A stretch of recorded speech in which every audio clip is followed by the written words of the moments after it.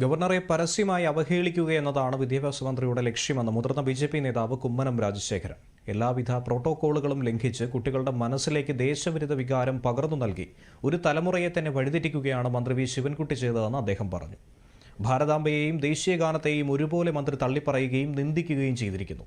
വിദ്യാഭ്യാസ മന്ത്രി രാഷ്ട്രീയമായ മുതലെടുപ്പാണ് ഇതിലൂടെ നടത്തിയതെന്നും കുമ്മനം രാജശേഖരൻ പറഞ്ഞു. അവിടെ നിന്നും ഈ യോഗം ബഹിഷ്കരിക്കുന്നു എന്ന് പറഞ്ഞ് ഇറങ്ങിപ്പോയത് അനവസരത്തിലാണ്.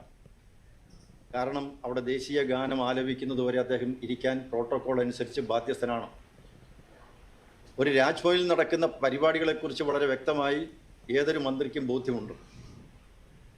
പക്ഷേ ആ കീഴ്വഴക്കങ്ങളെല്ലാം നഗ്നമായി ലംഘിച്ചുകൊണ്ടാണ് അദ്ദേഹം ഭാരതാംബയും ദേശീയ ഗാനത്തെയും ഒരുപോലെ നിന്ദിക്കുകയും തള്ളിപ്പറയുകയും ഒക്കെ ചെയ്യുന്നു.